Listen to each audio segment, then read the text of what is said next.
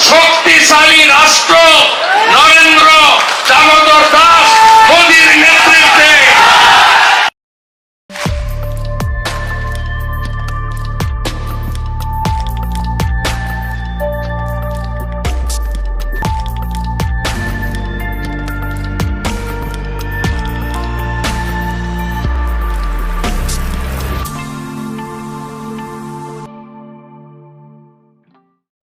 মির্জা ফখরুল কইছে না পশ্চিমা শক্তি বিএনপি ক্ষমতা দেখতে চায়, মনে আছে না? আবার শোনেন। বিএনপিকে দেখতে চায় এখন আন্তর্জাতিক বিশ্ব এবং বাংলাদেশের মানুষ। আচ্ছা, আপনাদের মনে ইচ্ছা আছে না ভারত কাকে বাংলাদেশে ক্ষমতায় দেখতে চায়? আমি আজ দেখামো ভারত কাক ক্ষমতার দেখতে চায়। কোন ষড়যন্ত্র তত্ত্ব না, একেবারে ফ্যাক্ট দিয়ে দেখামো ইন্ডিয়া কাক ক্ষমতার দেখতে চায়। তাহলে আমগারে কোনটি দেখা লাগবি? যে দেখা লাগবি ইন্ডিয়া মিডিয়ায়, ইন্ডিয়ান বুদ্ধিজীবীদের কথায়, ইন্ডিয়ান পলিটিশিয়ানদের কথায়, তাদের ডিপ্লোম্যাটিক ভাষায়, আর দেখা লাগবি আন্তর্জাতিক থিঙ্ক ট্যাঙ্কের নিরপেক্ষ বক্তব্যে। আসেন দেখি ইন্ডিয়ান মিডিয়া থিঙ্ক ট্যাঙ্ক কি করছে। থিঙ্ক ট্যাঙ্কি শুনলে আমার আবার গুয়ের ট্যাঙ্কের কথা মনে হয়ে যায়। যাই হোক, আসেন দেখি। প্রথমে দেখি টিভিএস এর একটা স্টোরি। মোটামুটি সবকিছু একসাথে করার চেষ্টা করেছে তারেক রহমানের দেশে আসা নিয়ে ইন্ডিয়ান মিডিয়ান নিউজ গুলো। টাইটেল দিছে Tarek Rahman home coming, a view from India. Tarek রহমানের দেশে ফেরা ভারতের দৃষ্টিতে। তারা বলতেছে এটা potentially game changing political moment, মানে রাজনীতির গতিপথ বদলাই দিতে পারে এমন মুহূর্ত। এখানে ওরা করছে, একটা পত্রিকা লিখেছে, ইংরেজিতে লিখেছে, ইংরেজি যেহেতু লিখেছে ঠিকই লিখেছে, তাই না? এটা বাংলা করলে বোঝা যায়। সাম্প্রতিক কিছু ইঙ্গিত থেকে বোঝা যাচ্ছে যে বিএনপি এবং ভারতের মধ্যে সতর্কভাবে সম্পর্ক পুনর্গঠনের একটা সম্ভাবনা তৈরি হয়েছে, যা দুইটা সাম্প্রতিক ঘটনার উপরে ভিত্তি করিয়া। প্রথমত উল্লেখ করা হয়েছে যে ডিসেম্বরের শুরুতে ভারতের প্রধানমন্ত্রী নরেন্দ্র মোদী খালেদা জিয়ার অবনতিশীল স্বাস্থ্যের বিষয়ে উদ্বেগ প্রকাশ করেন এবং সব ধরনের সহায়তা দেওয়ার প্রস্তাব দেন। এর জবাবে বিএনপি দ্রুতই প্রকাশ্যে এই উদ্যোগকে স্বাগত জানায় এবং মোদীর প্রতি তাদের আন্তরিক কৃতজ্ঞতা প্রকাশ করে। পর্যবেক্ষকদের মতে এই বিনিময়কে দুই পক্ষের সম্পর্ক উষ্ণ হওয়ার একটা ছোট হইলেও তাৎপর্যপূর্ণ সংকেত হিসাবে দেখা হচ্ছে। ভারতীয় কর্মকর্তারা হয়তো রহমানের, মানে তারেক রহমানের নেতৃত্বাধীন বিএনপিকে বাংলাদেশের জন্য আরো প্রেডিক্টেবল, উদারপন্থী এবং গণতান্ত্রিক বিকল্প হিসাবে দেখতে পারেন। এইবার আমরা সুবীর ভৌমিকের বক্তব্যটা দেখে আসি। হ্যাঁ, ভারত বাংলাদেশে কোন সরকার চাইবে? খুব সোজা উত্তর আমি তোমায় দিয়ে দিচ্ছি। Awami League is not in election, next best option is BNP, obviously not Jamaat. তারা অলরেডি 50 লাখ লোক নিয়ে জেহার টেয়াদের হুমকি দিচ্ছে। ফলে জামাত অবভিয়াসলি ইন্ডিয়া চাইবে না। অত অনেক কথা, ডিপ্লোম্যাটিক কথা বলে তো লাভ। কানেকশনটা হচ্ছে 71। আমরা একসাথে, আমার সৈন্য এবং মুক্তিযোদ্ধারা রক্ত ঝরিয়েছে, সেই সুবাদে Awami League. This is the historical fact. তো এই জায়গাতে হঠাৎ করে আজকে অন্য কিছু ডাইনামিক্স চলে আসবে, এটা তো আশা করাটাও ভুল। কিন্তু যে গভর্নমেন্ট আসবে তার সাথে ইন্ডিয়াকে তো ডিল করতে হবে। দেখেছেন? এবার আরেকটা স্টোরি দেখি। ঢাকার রাজনীতি শেখ হাসিনার বাইরে সরে যাওয়ায় ভারত হাত বাড়াচ্ছে বাংলাদেশ জাতীয়তাবাদী দলের দিকে। এখানে বলা হয়েছে মোদী যে খালেদা জিয়ার স্বাস্থ্যের খোঁজ নিচ্ছে, সেটা হইতেছে সিগন্যাল যে বিএনপির সাথে এনগেজ হইতেছে ইন্ডিয়া হাই লেভেলে। বুঝে চাও? ডেকান হেরাল্ডে কয়া হইতেছে বাংলাদেশে শেখ হাসিনার বিকল্প হিসেবে তারেক রহমানের বিএনপির দিকে ঝোঁকের ইঙ্গিত দিচ্ছে ভারত। তো এই যে সম্পর্ক, এটা অনেক আগে থেকে শুরু হয়েছিল। এইটা ইন্ডিয়ান ফরেন মিনিস্ট্রির ব্রিফিং এ একটা প্রশ্ন ওঠে। একজন জার্নালিস্ট এটা প্রশ্ন করে। এইটা প্রথম আলো রিপোর্টেই আসছে। এটা বলতেছে, একজন সাংবাদিক প্রশ্ন করেন 2018 সাল থেকে ভারত লন্ডনে অবস্থানরত বিএনপির নেতৃত্বের সঙ্গে যোগাযোগে ছিল এমন প্রতিবেদন বিষয়ে, পাশাপাশি বিএনপির কোন নেতা বাংলাদেশে ফেরার আগে ভারতের ক্লিয়ারেন্স নিয়ে কি কোনো আলোচনা হয়েছিল কিনা এ বিষয়ে প্রশ্ন করে। বিএনপির প্রিয় প্রথম আলোতেই এটা আছে। এটা এমনকি ইন্ডিয়ার ফরেন মিনিস্ট্রির ওয়েবসাইটও আছে এই আলাপটা। আর এটা রিপোর্ট করেছে ইকোনমিক টাইমস। এটি করছে নতুন সমীকরণের প্রেক্ষাপটে খালেদা জিয়ার ভারতের প্রতি রাজনৈতিক উত্তরাধিকার নরম হয়েছে। এটা ইংরেজিটা খটোমটো হয়েছে, মানে খালেদা জিয়ার উত্তরাধিকারী ভারতের প্রতি নরম হয়েছে। ডিপ্লোম্যাট একটা রিপোর্ট করেছে, জিয়ার জন্য মোদী আন্তরিক প্রার্থনা জানাইছেন এবং বলছেন যে ভারত বিএনপি চেয়ারপারসনকে, যিনি সংকটজনক অবস্থায় আছেন, সম্ভব সব ধরনের সহায়তা দিতে প্রস্তুত। জিয়াকে পাঠানো তার বার্তাটি শুধু সৌজন্যতার সীমায় আটকে নাই বলেই মনে হয় এবং অঞ্চল জুড়ে বিশ্লেষকরা দ্রুতই এর রাজনৈতিক গুরুত্ব অনুধাবন করেছেন। এটি ব্যাপকভাবে প্রতীকী হইলেও সচেতনভাবে কূটনৈতিক উদ্যোগ হিসেবে ব্যাখ্যা করা হয়েছে। একটি সংকেত যে ভারত বাংলাদেশের পরবর্তী সরকারের সঙ্গে উষ্ণ সম্পর্ক গড়ে তুলতে প্রস্তুত, যা এই মুহূর্তে জিয়ার বিএনপি গঠন করতে পারে বলে মনে হইতেছে। দা উইক বলছে, কেন তারেক রহমানের ফেরা ইন্ডিয়ার জন্য খুশির খবর, তারাই লিখেছে। এটা খুব ইন্টারেস্টিং রিপোর্ট করছে ইন্ডিয়ান এক্সপ্রেস। এটা প্রিমিয়াম কন্টেন্ট, মানে আপনাকে টাকা দিয়ে পড়া লাগবে। শিরোনাম হইতেছে, দশকের পর দশক প্রতিক্রিয়াশীল নীতির পর ভারতের প্রতি নিজেদের অবস্থান পুনর্নির্ধারণের সুযোগ পেয়েছে বিএনপি। বাবা, মেলা সুযোগ দিছে, তারা কি এই মুহূর্তটি কাজে লাগাতে পারবে? একদম শেষে বলছে, ভবিষ্যতে যদি ফেব্রুয়ারি নির্বাচনে বিএনপি জয় হয়, তাহলে ভারতের যে বিএনপির সঙ্গে তখন কাজ করতে হইতে পারে, সেই বিএনপি নিঃসন্দেহে আগের চেয়ে ভিন্ন হবে, নিঃসন্দেহে আগের চেয়ে ভিন্ন হবে, এবং সম্ভবত সহযোগিতার ক্ষেত্রেও আরো বেশি অনুকূল এবং গ্রহণযোগ্য হবে। আবার একটা জিনিস কথা বলছে, খুব ইন্টারেস্টিং কথা। বিএনপি স্ট্র্যাটেজি ঠিক করে দিচ্ছে। বিএনপি এই পথে কতটা অগ্রসর হবে তা অনেকটাই নির্ভর করবে দলটির পপুলিস্ট আবেগকে তুষ্ট করার প্রয়োজন এবং একই সঙ্গে রাজনৈতিক পরিসরটা জামাতের হাতে ছেড়ে না দেওয়ার কৌশলগত হিসাবের উপরে। বিশেষত গত এক দশকের বেশি সময় ধরে রাজপথের শক্তির উপরে নির্ভর করার অভিজ্ঞতার পর একই সঙ্গে বিএনপিকে সবসময় সচেতন থাকতে হবে আওয়ামী লীগের ক্ষমতায় ফেরার পথ তৈরির প্রচেষ্টা সম্পর্কে। শেষ পর্যন্ত ইতিহাস বলে দেয়, যদি বিএনপি 15 বছর ধরে প্রায় গোপন অবস্থায় থেকে নেতৃত্বের একটা বড় অংশ নির্বাসনে বা গৃহবন্দী থাকা সত্ত্বেও আবার জাতীয় রাজনীতির কেন্দ্রমঞ্চে ফিরে আসতে পারে, তবে আওয়ামী লীগও ঠিক তেমনটাই করতে সক্ষম। মানে বলে দিতেছে, মনে রেখো, আওয়ামী লীগ আবার ফিরে আসতে পারে। বাংলাদেশের রাজনীতিতে আওয়ামী লীগকে সমঝেছিল।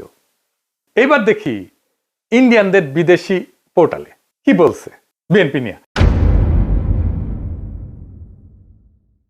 ইউরেশিয়া বলতেছে, ইংরেজি যেহেতু কয়েছে ঠিকই গেছে, তাই না? ভারত এবং বিএনপি উভয় উগ্র ইসলামপন্থী জামাত ইসলামীকে দূরে রাখার বিষয়ে আগ্রহী। এর লক্ষ্য হইল ভারত বাংলাদেশের সাথে ক্ষতিগ্রস্ত সম্পর্ক পুনর্গঠন করা এবং নিষিদ্ধ আওয়ামী লীগের রাজনৈতিক বৈধতা পুনঃপ্রতিষ্ঠার জন্য একটা সুযোগ সৃষ্টি করা। বুঝতে চাও? মানে আওয়ামী লীগকে আবার ফিরে আনার সুযোগ সৃষ্টি করার জন্য বিএনপির সাথে কাজ করবে ইন্ডিয়া। এবার দিকে আন্তর্জাতিক সংস্থার রিপোর্ট, ইন্টারন্যাশনাল ক্রাইসিস গ্রুপ। এটা একটা স্বাধীন অলাভজনক প্রতিষ্ঠান, আন্তর্জাতিক সংস্থা বলে বলা হয় আর কি। এটা নিরাপত্তা বিশ্লেষণ করে, রাজনৈতিক অস্থিতিশীলতা নিয়ে রিপোর্ট ছাপে, বিশ্বজুড়ে সংঘাত এটা নিয়ে রিপোর্ট ছাপে। তারা গবেষণাও করে, মাঠ পর্যায়ে তথ্য, কূটনৈতিক নেটওয়ার্ক, বিভিন্ন দেশের রাজনৈতিক পরিস্থিতি নিয়ে রিপোর্ট প্রকাশ করে। এবং এই ইন্টারন্যাশনাল ক্রাইসিস গ্রুপ ভারতের উপর নিয়মিত রিপোর্ট প্রকাশ করে, বিশেষ করে কাশ্মীর, দক্ষিণ এশিয়ার নিরাপত্তা, ভারত পাকিস্তান সম্পর্ক, মানবাধিকার এবং আভ্যন্তরীণ রাজনৈতিক উত্তেজনা নিয়ে। এরা লিখিচ্ছে, এটিও মনে হয় যে বাংলাদেশের রাজনৈতিক শক্তিগুলোর মধ্যে এই দলটি ভারতীয় স্বার্থ এবং উদ্বেগকে সম্মান জানাতে সবচেয়ে বেশি আগ্রহী ও গ্রহণযোগ্য অবস্থানে রয়েছে।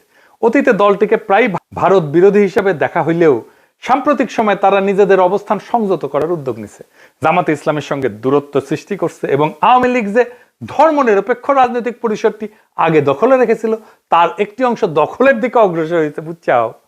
আচ্ছা, এইবার আসেন বাংলাদেশের ভিতরে ইন্ডিয়ান ইন্টারেস্ট কি বলে সেটা দেখি। বাংলাদেশে কারা ভারতের স্বার্থ রক্ষাকারী? বাংলাদেশের দুইটা পত্রিকা মূলত ভারতের স্বার্থ রক্ষাকারী, বন্দের আলো আর দিল্লি স্টার। এরা এখন তো বিএনপির ক্ষমতা আসার কথা বলতেছে, বিএনপির গুণগান এমন ভাবে গাইতেছে যে মনে হইতেছে এটার মালিক এখন বিএনপি। এরা যাকে ক্ষমতায় দেখতে চাইবে, মনে রাখবেন ইন্ডিয়া তাদের ক্ষমতায় দেখতে চাইতেছে। আপনারা দেখবেন প্রথম আলো, দিল্লি স্টার ক্রমাগত বিএনপির নেতাদের, বুদ্ধিজীবীদের লেখা ছাপতেছে। আপনি দেখতে থাকবেন, এরপরে শুরু হবে যারা এতদিন আওয়ামী লীগের পক্ষে লিখতো, সোহরাব হোসেন, টোহরাব হোসেন ইত্যাদি। মিজানুর রহমান তো মারা গেছে, সে থাকলে আর সেও লেখা শুরু করতো। তারা প্রথম আলোতে বিএনপির পক্ষে লিখতো। তাই প্রথম আলো, ডেইলি স্টার ভারতের রাজনৈতিক অবস্থানের এটা লিটমাস টেস্ট। জানেন তো লিটমাস টেস্ট এটা কেমিস্ট্রির কথা, ক্ষার আর অম্ল চেনে আর কি, এটা কাগজ দিয়া। তাহলে এখন মনে হইতেছে প্রথম আলো, দিল্লি স্টার বাংলাদেশে থাকাই উচিত। এত সহজে ইন্ডিয়ার অন্দর মহলের খবর আমরা কিভাবে পাবো? ওদের কাছ থেকে যেটা পাবো সেটাই বুঝে নেবো এটা ইন্ডিয়ান খবর। আপনি দেখেন 2025 নিয়ে একটা ছবি আঁকছে প্রথম আলো। এর মধ্যে প্রথম আলো, ডেইলি স্টারে আগুন নিয়ে তো কান্নাকাটি আছে, কিন্তু সবচেয়ে উজ্জ্বল ছবিটা তারেক রহমানের। উনি ভার্চুয়াল থেকে রিয়াল হইতেছেন আর যাইতেছেন উড়িয়া ভোটের বাক্সের দিকে। পিছে তারেক রহমানের বিড়ালের ছবিও আছে। প্রফেসর ইউনূসের পাশে গরিলা দুর্মুষ পেটা করিচ্ছে, কিন্তু হাসিনার ছবিটা দাদির মতো নির্মল, কত ভালো মানুষ। এই যে প্রথম আলো, ডেইলি স্টার, এইটা যে আওয়ামী বাকশালী ইন্ডিয়ান অ্যাসেট, কোনো সন্দেহ আছে এখন? এর মধ্যে খালেদা জিয়ার প্রতি সম্মান জানাইতে ঢাকা এসেছিলেন ইন্ডিয়ার পররাষ্ট্রমন্ত্রী জয়শঙ্কর। সে অন্তর্বর্তীকালীন সরকার এবং বিএনপির কয়েকজন শীর্ষ ব্যক্তির সাথে কথা বলছেন। কি ছিল তার চাওয়া? 1 নাম্বার, দুই দেশের সম্পর্কের মধ্যে যে উত্তেজনা সৃষ্টি হয়েছে তা হ্রাস করতে হবে। 2 নাম্বার, আসন্ন জাতীয় সংসদ নির্বাচনে আওয়ামী লীগকে অংশগ্রহণের সুযোগ দিতে হবে। কি আবদার! 3 নাম্বার, আওয়ামী লীগকে নির্বাচনে অংশগ্রহণের সুযোগ দেওয়ার জন্য প্রয়োজনে 12ই ফেব্রুয়ারি নির্ধারিত জাতীয় নির্বাচনের তারিখ পিছাইতে হবে। এইটা প্রফেসর ইউনূস সরকারকে বলে গেছে। তারেক রহমানকে কি বলছে আমি জানি না, তবে অনুমান করি একই বার্তা দিছে। এই বার্তা কার জন্য? এই বার্তা অন্তর্বর্তী সরকারের জন্য এবং তাদের চোখে যারা ভবিষ্যৎ ক্ষমতা তাদের জন্য, তাদের সাথেই কথা বলছে। এখন একটা জিনিস পরিষ্কার করে বলা দরকার, বিএনপি এখানে কোনো চুজেন ফোর্স না ইন্ডিয়ার জন্য। তাকে যে পছন্দ করা হইতেছে তা কিন্তু না। বিএনপি এখানে কম্প্রোমাইজড অ্যাক্টর। তার মানে এমন একটা শক্তিতে সে রূপান্তরিত হয়েছে যারা আসলে ভারতের সাথে একটা কম্প্রোমাইজ করছে।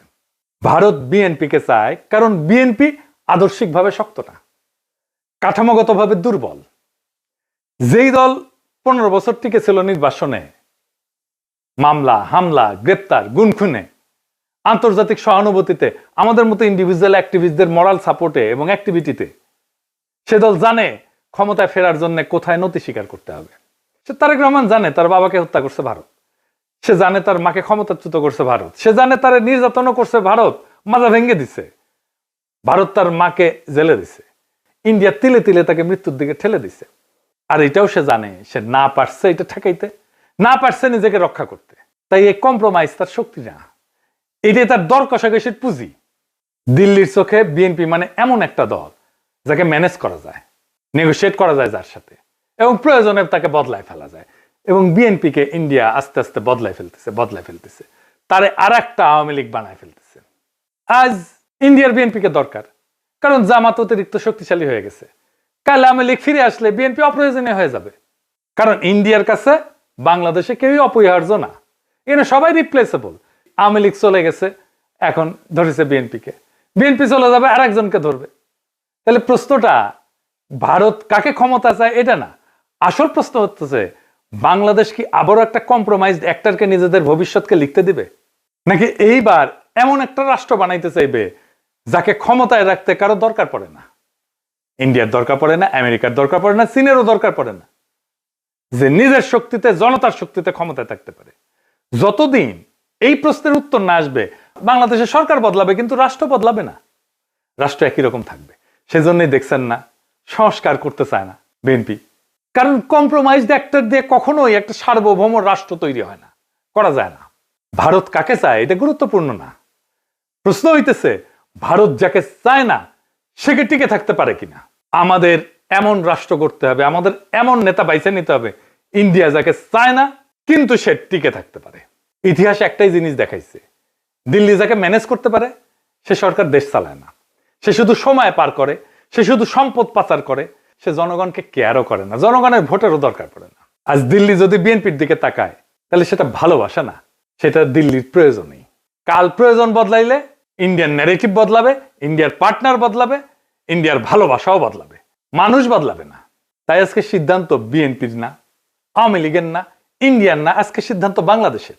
আপনি কি এমন একটা রাষ্ট্র চান যে এইখানে সরকার ঢাকায় কিন্তু সেই সরকারের সার্ভাইভাল দিল্লিতে, নাকি এমন একটা রাষ্ট্র চান যাতে টিকায় রাখতে কারো প্রয়োজন পড়ে না সাহায্যের? এই প্রশ্নের উত্তর না পাওয়া পর্যন্ত বাংলাদেশে কোনো পরিবর্তন হবে না, শুধু ম্যানেজমেন্ট বদলাবে। আগামী নির্বাচন এই ম্যানেজমেন্ট বদলানোর নির্বাচন না, এটা আসল পরিবর্তনের নির্বাচন, ইন্ডিয়ার বলয় থেকে বাইর হওয়ার নির্বাচন। সেই নির্বাচনে বিজয়ের লক্ষ্যে আগান। আমাদের বর্ষা বিপ্লবের অসমাপ্ত কর্তব্য সম্পাদন করতে হবে এবং আমরা এমন কাউকে ক্ষমতায় বসাবো না যাদেরকে ইন্ডিয়া পছন্দ করে, যাদেরকে প্রথম আলো পছন্দ করে, যাদেরকে দিল্লি স্টার পছন্দ করে। আমরা এমন কাউকে ক্ষমতায় আসবো যারা প্রথম আলো, দিল্লি স্টার, ইন্ডিয়া সবার চোখে চোখ রেখে বাংলাদেশের মানুষের সাথে লড়াই করতে পারবে। ইনকিলাব জিন্দাবাদ।